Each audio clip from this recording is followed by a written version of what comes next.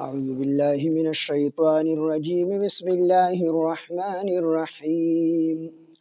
يا أيها الذين آمنوا إذا تداينتم بدين إلى أجل مسمى فاكتبوه، وليكتب بينكم كاتب بالعدل، ولا يأب كاتب أن يكتب كما علمه الله فليكتب،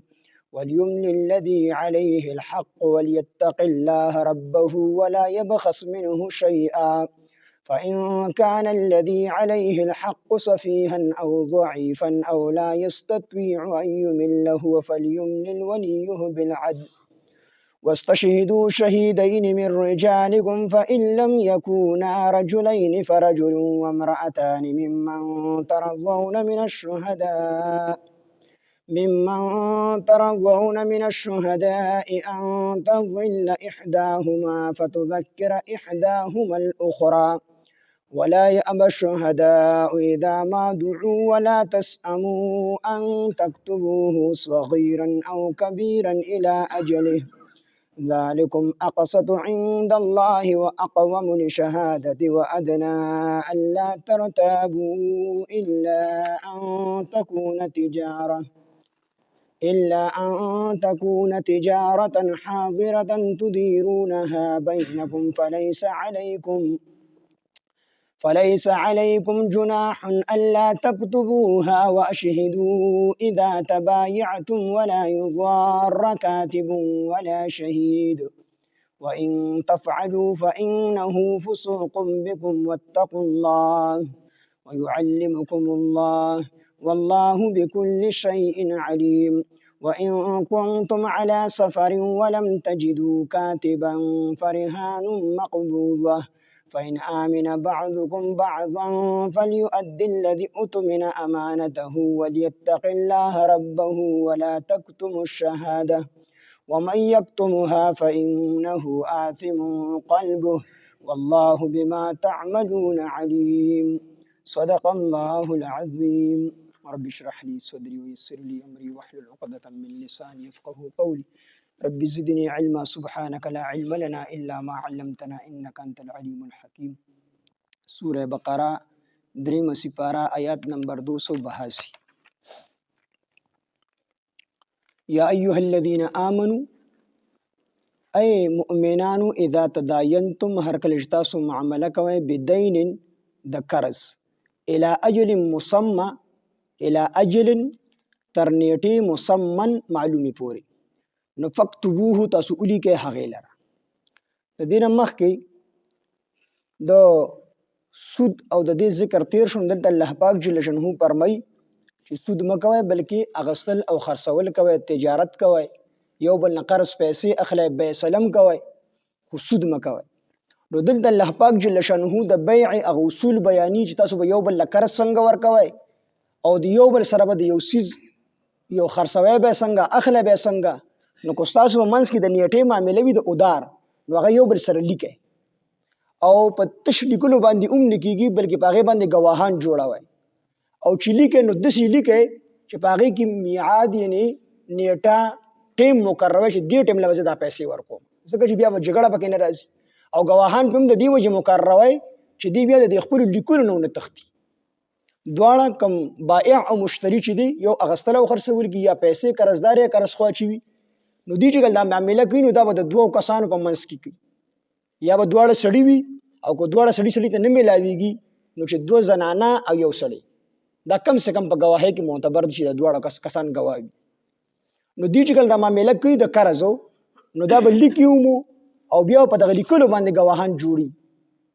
نو دا الله پاک جل جلاله اصول ښیي. یا ایها الذین آمنوا ای ایمان والو اذا تداینتم هر کله چې تاسو معامله کوئ د یو بل سره بدین د قرض نو الی اجل مسمن تر معلومې نیټې پورې د قرض معامله به تر معلومې نیټې پورې، بلکې فقها تر دې پورې لیکي چې داسې تاریخ په هم نه مقرروي چې په هغې کې ابهامي پوشیدګي وي پکې، پټوالي وي پکې، بلکې داسې تاریخ په مقرروي چې دواړه چې کوم دی د هغې صفا مطلبي.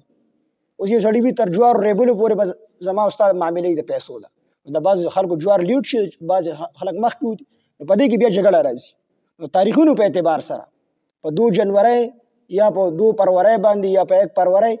دغه کمی چې د شمسي کم دغه د نن سبا تاریخونه دي په دې اعتبار سره جنوري فروری په دې اعتبار سره نو په دې سره خپل قرض مقرروي نو دا بیا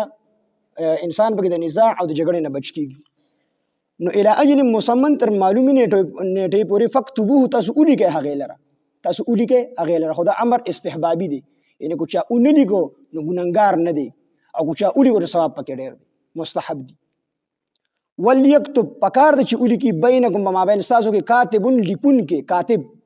بالعدل په عدل سره په انصاف سره دا کاتب چې دی لیکونکی نو که دې د 2 کسانو په منځ کې لیکل کوي نو دا لیکل په انصاف سره کوي او د دې نه دا مسله هم ثابتېږي چې دا لیکونکی به هم د یو کس طرفداري نه کوي بلکې دا به یو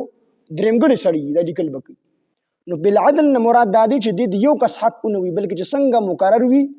پیسې واغستې 1 لک روپۍ نو دی به دا 1 لک لیکي نه به دا لیکي چې د قرضداري سیټ به پکې هم نه کوي چې کوم سړی قرض اخلي نو دغه سیټ به داسې نه کوي چې کمې باندې لیکي ځکه چې هغه 1 لک روپۍ ورکړي دي او د قرض خوا د چا چې قرض دی دغه سیټ به هم نه کوي چې د 1 لک روپۍ ورکړي دي دې پکې ولیکي چې 1 لک لس زره ورکړي دي نو بالعدل په انصاف سره به لیکل کي ولا یأبا او انکار به نه کوي کاتب د لیکونکی ای یکتب د لیکلونه نو دا کاتب چې دی لیکونکی دته الله پاک د لیکلو هنر خولې دی دا یو لوی نعمت ته الله ول ورکړي دی نو دی به د دې نعمت قدردانی کی او د دې نعمت قدردانی دا ده چې د خلکو ته کوم دی فائدہ ورسي نو کو دې څوک د لیکلو د پاره راولي نو دی به انکار نه کوي نو کو د خپل مجبوری او جدا خبره ده خو نور به عام حالات کې به انکار نه کوي ولا یأبا انکار بنگی کاتب د لیکونکی ان یکتب د لیکلونه کما علمه الله کما لک څنګه چې علمه الله او خودلې دی الله پاک دته د دې لیکلو دا چل وته خودلې دی نو د دې نعمت شکر دا چې د خلکو د لیکلو انکار نه کوي بلکې د مسلمانانو د خیر د لپاره دی لیکل کوي. فلیکتب پکار د چې اولیکي دا کاتب پکار د چې دا کاتب اولیکي چې د الله پاک چل خولې دی نو پکار د چې د خپل چل د مسلمانانو د ښېګړې لپاره استعمال کی د چا پکار راشي چاته نفع ورسي نو فلیکتب پکار د چې دی اولیکي. وليملل او املا به وی بیان بکی د کاتب ته لیکونکي ته الذي هاکس علیه الحق پچا باندې چې قرض وي یعنی کم قرضدار چې دی د باندې یو سیس خرج کړی دی هغه قرضدار دی ول نقدي پیسې ورکړي دي نو دا لیکل په د باندې دي د خپل بیان کې او دا د طرف نه یو اقرارنامه هم د چې ما دوره پیسې د پلان کې نه قرض واغستې یا مې دا شی واغستو تر دې وخت پورې او په دوره پیسې مې ته واغستو نو دا لیکل د دغه قرضداري په ذمہ باندې د چا په ذمہ باندې چې قرض دی بلکې قرض خو به نه لیکي دی به لیکي کو دې کوم خرچه راځي نو هغه به هم د قرضداري ورکوي د لیکلو چې کوم خرچه راځي. وليملل او بیان بکی الذي هاکس علیه الحق پچا باندې چې قرض دی در حق نه مراد قرض دی. وليتق الله او دی یریږي دا کس الله د الله نه ربه چې رب د دی وليتق الله ربه او دا کس ته او یریږي د الله نه چې رب د دی ولا يبخس او ندی کموي منه د هغه پیسو نه د هغه معاملې نه کوم معاملې چې د سره کړی دا شی ان یوسیس د 1 لک روپۍ ورکړي دي نو دیو په دې کې غداری نه کوي چې د کاتب طویل لیکونکی دا چې ته لز زره کم 1 لک لیکه 90000 لیکه دا باندې کمی بنا په څومره پیسې ورکړي دي اک پیسې به او د دې نه مه ته مضمون تیر شوی دی چې واتقوا یوما ترجعون فيه الى الله واتقوا تاسو ویریږئ یوما د هغه ورځ نه ترجعون فيه الى الله چې تاسو په هغه ورځ کې الله ته واپس کیږئ نو دا خبره به ذهن کې ساتئ چې لیکل کوئ چې د هغه ورځ نه تاسو په زړه کې یره وي نو بیا به تاسو لیکل ټیک ټیک کوئ گواهی به ټیک ټیک کوئ. نو ولا يبخس او نه بشي کمولې منه او نه به کمی منه د دغه پیسو نه د دغه معاملې نه شیئا یوسیس فإن كان الذي پس کو چریوي عليه الحق فإن كان پس کو چریوي الذي هاکس عليه الحق پچا باندې چې قرض دی پچا باندې چې قرض دی سفیهن دی کم عقل وي لیونی وي او ضعیفا یا کمزوری وي یا ماشوم وي د ماشوموالي د وجه نه د خپل حق کاتب ته خبر نشي کولی او یا د ډیر بوډا وي ډیر ضعیف وي نو د هغې د وجه نه د کاتب لیکونکي ته دا خبره نشي کولی چې ما دوره پیسې واغستلې او لا یستطیع او یا طاقت نه لري دا کس ایمل چې دی املا وایي چې دی بیان وکړي یا دا کس کمعقل دی مجنون دی لیونی دی سفیهن او ضعیفا یا کمزور دی د بوډاوالي د وجه کمزور دی یا د وړوکوالي د وجه کمزور دی. او لا یستطيع یا دې طاقت ته ویلو نشي ویلې نو کولی، یعنی دې دا بیان کاتب ته نشي کولی په ژبه باندې چاړه دی یا دی یو ژبې والا دی او د لیکونکي بل ژبې والا سړی پنجابي راغی دلته کې او دلته بل سړی په اردو نه پوهېږي پښتون لیکونکي نو هغه بیان نشي کولی په پښتو کې. نو دغه رنګ او لا یستطيع یا کو طاقت نه لري ایملا دا چې دی املا وایي دا چې دی دا بیان وایي چې ما دوره پیسې واغستې هو فلیملل نو پکار د چې املا وکي پکار د چې بیان وکي ولی یهود د یو واقدار د یو وارث د یو ولی بالعدل په عدل سره هغه هم چې د بیان کینو خلق مت پکې نه کوي بلکې څنګه چې د حق وي کو د ماشوم دی د چې کوم معاملې کړ دا بالکل ټیک ټیک دی کاتب ته وي یا د لیوانې د هغه معاملې د ټیک ټیک وي ځان د پکې تخز نه وي دا ولی په انصاف سره بالعدل بعد واستشهدوا او پکار دا واستشهدوا تاسو گواهان جوړ کړئ د خپل لفظي معنی ده واستشهدوا تاسو گواهان طلب کړئ او محاورت ترجمه دا چې واستشهدوا او تاسو گواهان اونیسئ شهیدین دو گواهان من رجالکم د خپل سړو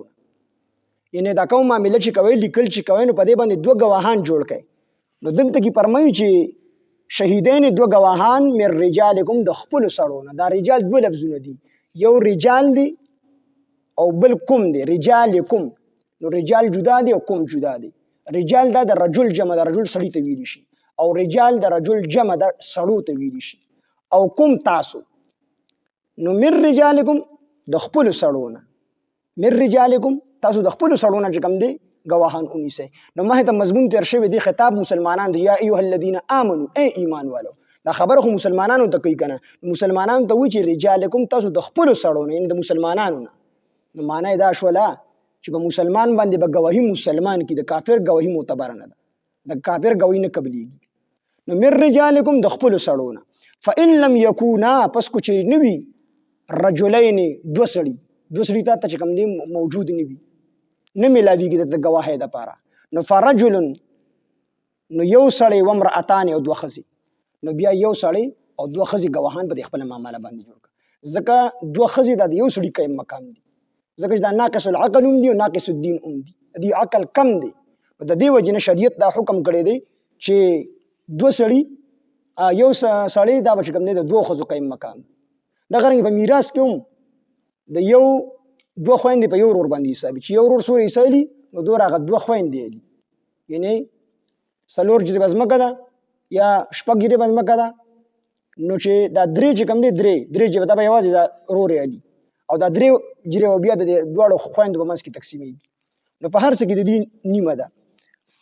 نو فإن لم يكون رجلين پس کو چې نوي دوه سړي فرجل نو یو سړی و امرأتين او دوه ښځې ممن د هغې نه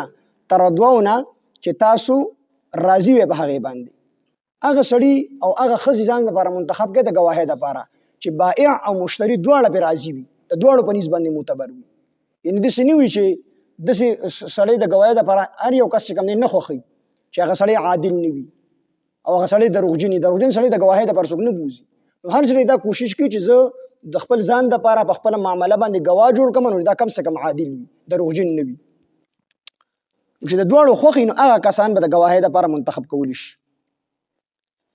ممن د هغې نه ترضونه چې تاسو راضي یې من الشهداء د هغه ګواهانو نه تاسو راضي یې نو که دوه سړي وي که دوه سړي نه وي نو دوه زنانه یو سړی ان تدل څه دپاره د دې دپاره چې هیر کړي ان تدل دپاره دې چې هیر کړي احداهما یو د هغې دوونه دا دوه ښځې څه لپاره مقرري وي ځکه د ښځې یرزړې ډېري په نسبت د سړو باندې نو ان تدل دپاره دې چې هیر کړي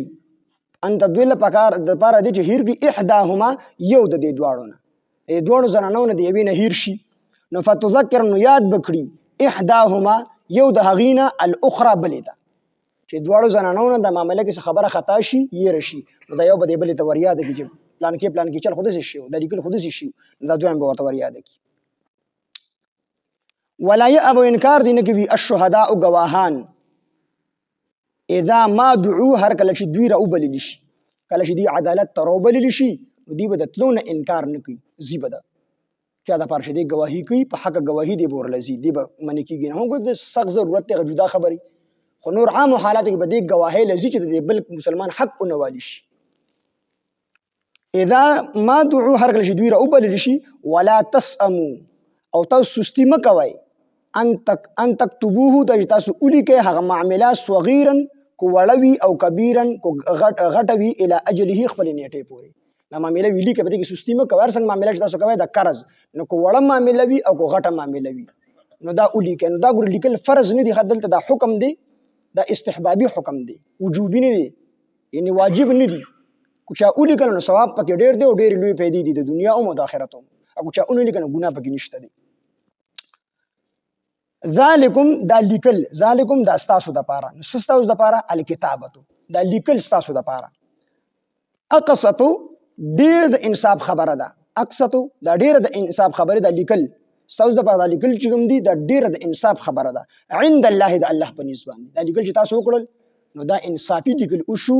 نو پدې کې نه د قرضداري حق والی کیږي نه د قرضخوا حق والی کیږي لیکل شوی دي بس سړی په خپل باندې خبره وکړي نو انسانان هډر يرزړي دي خبره ته يرش یو ما دور درکړي بل ما دور اکثر د گواهانو پکې يرشي خو چې لیکلي مخې ته نه لیکل نه څوک نشي تختیدلې نو ودا د الله په نسبت باندې انصافدار خبره ده چې نه د یو حق والی کیږي نه د بل حق والی کیږي ځکه مخې ته لیکل شي نو د الله په نسبت دا خبره ډیره د انصاف ته واقوم او ډیره قوي خبره ده دا لیکل للشهادت شاهدين للشهادت د شهادت لپاره د شاهدینو د گواهانو د شهادت لپاره دا هم ډیره مضبوطه خبره ده دغه چې لیکل پکې شوی دي نو هغه بالکل په دې لیکلو مونږ گواکو او دې دا ټوله خبره چې کوم شوی هغه تر یاد شي ځکه دې په مخ کې لیکلي چې لیکلو ته دې وګوري نو دې لپاره دا خبر نورم مضبوطه شول چې دا وامله مونږ لیکلي و په دې باندې مونږ دواړه گواهان نو ګوره اقصد د لیکل ډیر د انصاف خبره ده عند الله د الله په نسبت د انصاف خبره ده واقوم او ډیر قوي مضبوطه خبره ده للشهادت د شهادت لپاره د گواهانو لپاره د شهادت لپاره د گواهانو وادنا او ودا ډیر نږدې ده دا لیکل ډیر نږدې دي الله ترتابو دا چې تاسو شک وکئ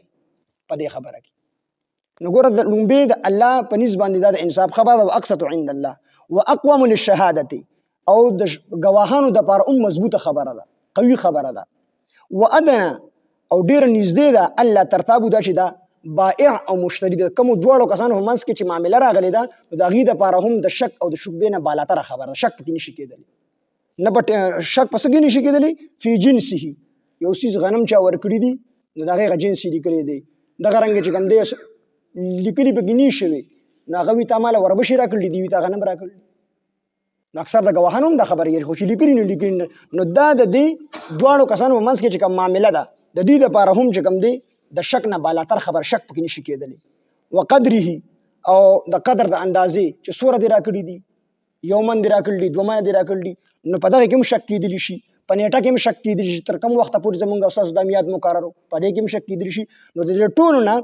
د دې دواړو دپاره د کومو کسانو چې په منځ کې معامله ده دې دپاره هم د شک نه بالاتر خبر د شک پکې نشي کېدلی دا لیکل نو دا د الله په نظم انصافداره خبره ده د گواهانو دپاره هم مضبوطه خبره ده او د بائع او مشتری کوم چې یو بل سره معامله دي د لپاره هم د شک نه بالاتر خبره دی په کوم شک نشي کېدلی الا مگر ان تكون دا چې وی تجارتن بیع تجارت حاضرتن لاس پلاس هو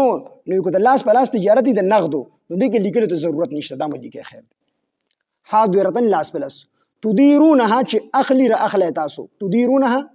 هغه تجارت چې تاسو لاس پر لاس اخلي ورکړ په یو لاس پیسې او بل لاس سیز را یا په یو لاس سیز خورا واغست غړو ډبه خورا واغسته په بل لاس خو پیسې ورکړلې نو په دا دې لیکلو ته اجازه نشته حد ان تكون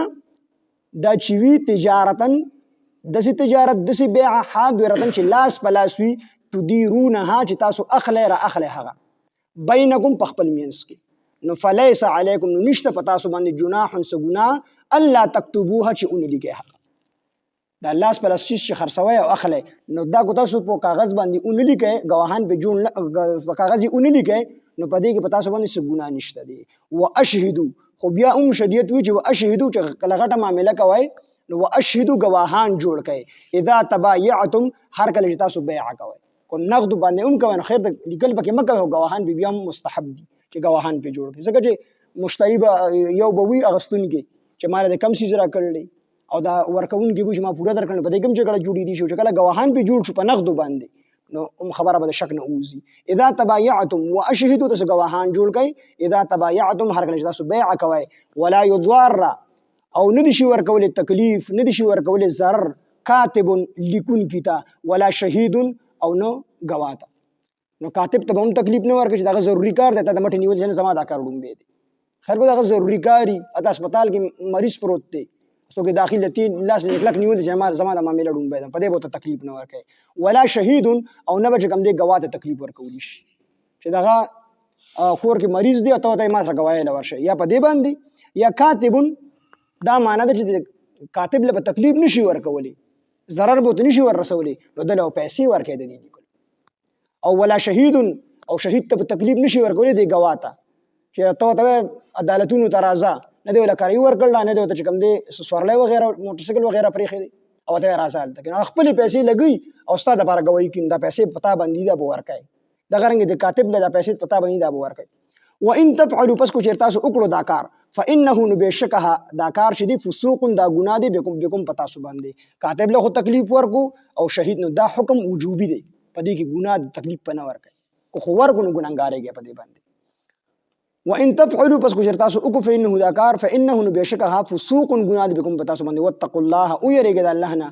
ويعلمكم الله خي الله پاک تاسو ته علم د دې معاملې الله پاک تاسو تعلیم درکړي تاسو ته چل خې د معاملې والله الله تعالی بكل شيء عليم په هر څه باندې پوهه دی. وان كنتم کوچریه تاسو علی سفرن په سفر باندې اوس دغه بل حکم بیانی چې ګور تاسو په سفر کې او تاسو سره څوک چې کوم دی کاتب نیوي کاتب نمی لويږي لیکون کې یا تاسو سره کاتب ملاویږي خو د کتابت چې کوم سامان دی قلم وغیرہ نشته دی پین نشته دی کاپی وغیرہ نشته دی نو په هغه صورت کې خیر کو تاسو یو بل یو سیز وسره غاڼه کې او په غاڼه کې تاسو بل کس نه پیسې راوړي نو خیر دی دا حکم پکې بیانی. وان کنتم کوچریه تاسو علی سفرن په سفر باندې ولم تجدوا او تاسو انمنتو کاتبن کاتب انمنتو یا مکاتب انمنتو لیکون کې دوړه کسان انپړ دي نو کاتب خو انمنتو لیکون کې یا کاتب موجود دی خو پین ور سره نشته دی تاسو په سفر کې په حالت سفر کې یا پین ور سره شته خو کاپی ور سره نشته دی کاغذ ور سره نشته دی نو په دې حالت کې فرحان نو غاڼه دي نو د غاڼې سیز مقبوضه د قبضه کې ورکړي شي. اصل معنی ده فرحان نو غاڼې دي مقبوضه قبضه کړل شي د دې ترجمه ده خو ما حواره ترجمه ده چې فرحان د غاڼې سیز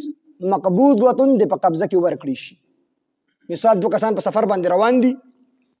او د یو کس پیسو ته ضرورت شو چې مال یو 100 روپے پکار دي او دغه چې کوم دی کاتب نشته دی یا کاتب شته خو لیکلو دغه نشته دی او د دې کس په باندې اعتماد نشته دی نو دې کوله په غاڼه کې غړای وغیرہ ورکړو یا بل یو سیز ور سره و د سکیمتي هغه په غاڼه کې ورکو دا به تاسو غاڼه پروت وي چې تعالی زه دا قرض درکم یا کلی ته لړ شو لیکل او کو نو بیا به تعالی تمال د خپل امانت واپس کی نو دا جایز دی غاڼه جایز ده خو په غاڼه باندې نفع غستل دا ګناه ده دا حرام دي. ځکه نبی علیہ السلام فرمایي چې کل قرض جر نفعا فهو ربا هر هغه قرض چې هغه نه پر راکاږي نفع نو دا سود دی. نو عام طور چې زمونږ کومې غاڼې دي نو دا ټول سودی کاروبار دی. موږ ځمکه واخلو یو جریب ځمکه یا 2 جریب ځمکه او بیا د هغې نه پیدا اخلو پیدا ته اخلو او پیسې زموږ پیسو باندې پرتي نو کل قرض جر نفعا فهو ربا هر هغه قرض چې هغه نفع راکاږي دا سود دی. هو نو غاڼه جایز شوه خو د غاڼې نه نفع غستل دا حرام دي او دا په یوازې په زمونږ په مذهب کې نه سلوړو والو امامانو په نسبت باندې حرام دي نفع غستل. تا سړی چې کوم دی تعالی مثال په تور دکان په غاڼه کې درکړي دا دکان به تا سره غاڼې نو په دې دکان کې د سودا نشي خرڅولی چاله په کرای باندې نشي ورکوي چې تعالی غوا میخه درکړي چې دا به تا سره غاڼې او چې کله زه تعالی پیسې درکم نو دا غوا میخه مال واپس راکړي نو د دې غوا میخه نه ته پې نشي حاصلولی پې به نه لشي هو کو لشي دي چې څومره خوراک په ته کای نغیبم حساب کوي چې څومره پې ته اخلي نغیبم حساب کوي نو هغه عمر پې به ته استعماله څومره چې تا په دې سارو باندې خوړلې دي او چې کوم سیوا کیږي نو هغه به مالک ته واپس کوي چانه چې تا اساس غاڼه کړي نو غاڼه جایز ده خو په غاڼه باندې نفع حاصلول دا غاڼه شي سیز نه پیدا غستل دا حرام دي دا بناخل دا غرنګ زموږ د ازمکه چې خلک غاڼه کینو عام طور خلک د شي چې پیسې ورګي او ازمکه غاڼه نظمکه نه دی پیدا اخلي او پیسې په پیسو باندې پرتین دا سود دی.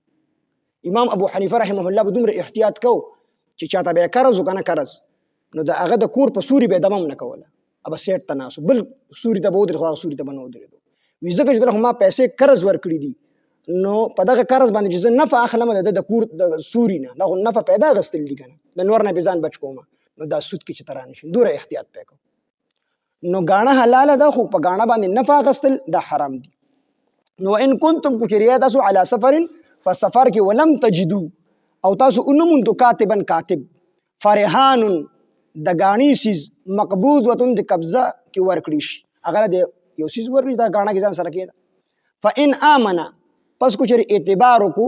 بعضکم بعض لتاسنا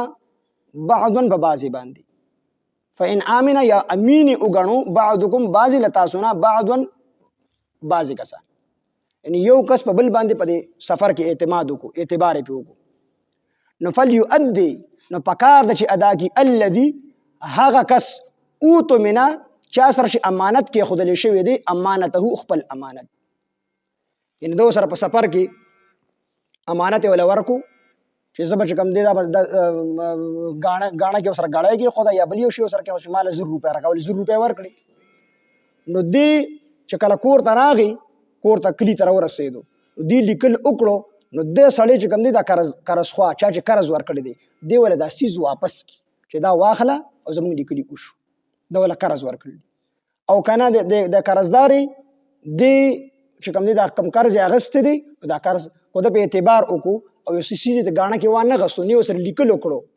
انې د سیز غاڼه کې واغستو او د دک څه پیسې ورکړي په سفر کې سیز د غاڼه نکو نو دې سړي لبیا پکار دي چې د خپل قرض خواته چې کم دی اواله کی ځکه چې دا قرض دی او د قرض دلته امانت وي د امانت یو ته په دی وجه باندې وي چې دا سیس په شان امانت دی ځکه چې دغه ته بدنه گواهان جوړ کړل نه لیکل وکړل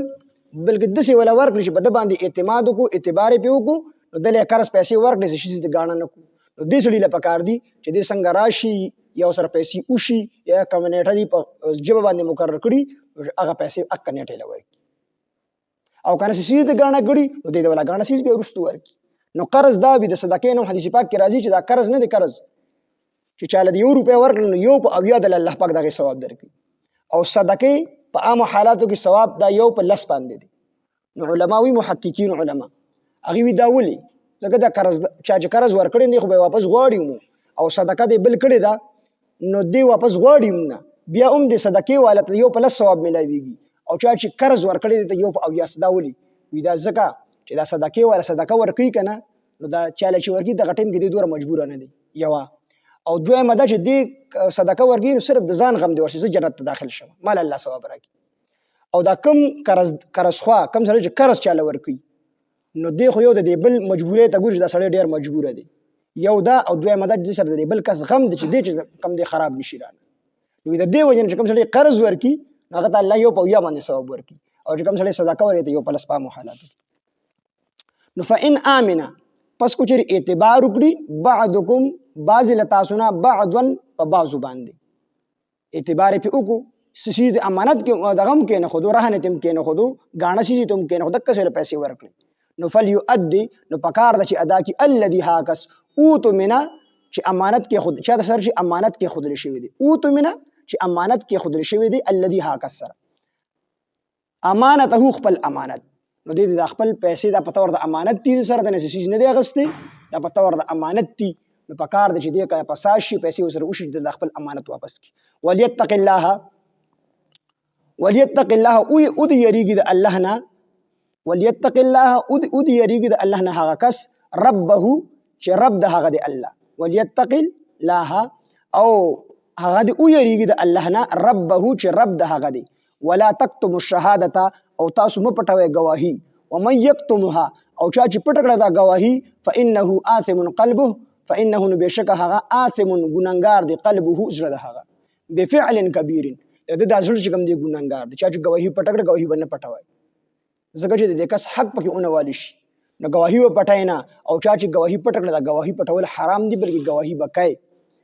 او چا پټکړه و مې یکتمها او چې پټکړه دا گواهی نو فانه آثم بشکا ګناګار دی قلبه زړه د سړی از سید ازله ګناګار ځکه دا ګناه اثر د پسله باندې کی حدیث کې راځي چې سړی یو ګناو کې پسله باندې تور ټاکه ولګي دویمو کې بل په ولګي کو توبه وبس غروان شي او که توبه اون باسي نو یو ټاکي په لګي د ګناه سره اخره کې زړه تک تور شي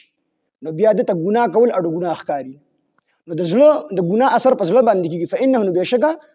آثم قلبه نو ګناګار د زړه د دې سړی بفعل کبیر په غټ ګناه سره والله الله تعالی بما په حساب باندې تعملون چې تاسو کوی گواهی پټوي یا د چا پیسې واخی یا بل حق وهي بما په حساب باندې تعملون تاسو کوي علیم خبردار د ټولو کارونو باندې الله په خبردار یا ایها الذين امنوا مؤمنان اذا تداينتم هرگز تاسو معامله کوي د یو بل سره بدین د قرض الى اجل مسمى تر معلومه نیټه پورې فکتبوه نو الیږي هغه لرا وليكتب پکار د چې الیږي بینکم بما بین استاسو کې کاتب بالعدل په عدل سره ولا يأب کاتب انکار دین کوي کاتب ايكتب عدل کنا کما علمه الله لکه څنګه چې خودلې دی الله پاک د تدا هنر فليكتب پکار د چې الیږي کاتب وليمل الذي او بیان بگی ها کس علیه الحق پچا باندې قرض دی وليتق الله او دی یریږي د الله نه ربه چې رب ده هغه دی ولا يبخس او ندی کموي منه ده هغه شيئا سسيز فإن كان الذي پس كچروي عليه الحق فإن كان پس كچروي الذي هاكس عليه الحق شباغ باندې قرض وي صفيها كم عقل وي ليوني وي او ضعيفا يا کمزوري وي یعنی یا د وړکوي د وجه کمزوري وي یا د بډاوالي وجه دومره کمزوري چې د خبرې نشي کوي او لا يستطيع یا طاقت نه لري ايمل د املا ویلو چې املا وایي چې بیان وکي هو فليملل نو هغه هو فلیملل نو پکار د چې بیان وکي ولیه ولی د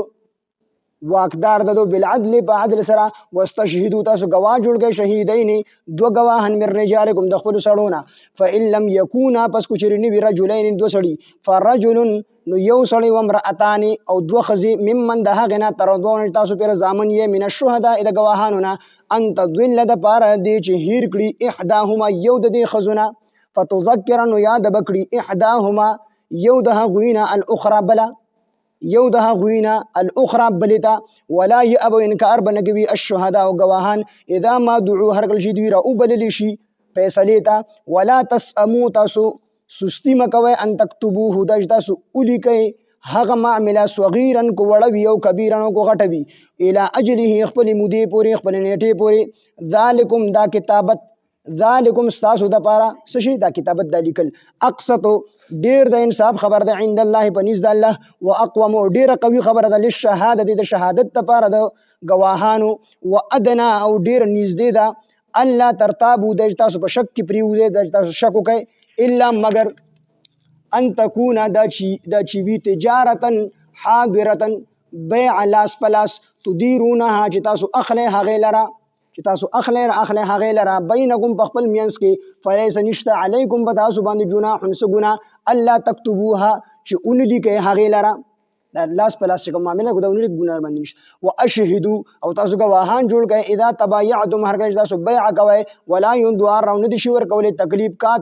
کاتب تا ولا شهید او نگواتا وان تفعلوا پس کو جیر تاسو او کو دا کار فانه نو بشک هغه فسوق گناه دی بكم پتا سو باندې واتقوا الله او یریګه د الله نه ويعلمكم الله او خي الله پاک تاسو ته دا چل والله الله تعالی بكل شيء عليم په هر چیز باندې په هدي وان كنتم على سفر کو چریه تاسو په سفر کې ولم تجدوا او تاسو ان منتو کاتب فرهان مقبوضا د غانی چیز دی قبضه کې ورکړي شي فان امنا پس کو چری اعتبار کی بعضکم بعض بعض ببعض باندې فليؤدي یا فإن آمنا پس کو چری امین وګنی بعضکم بعض لتاسنا بعضا بعض فليؤدي نو پکار د چې ادا کی الذي هاکس اوتو منا چا سر شي امانت کې خود له شوی دی امانت هو خپل امانت وليتق الله هغه دی او یریږي د الله نه ربه چې رب د هغه دی ولا تکتم الشهاده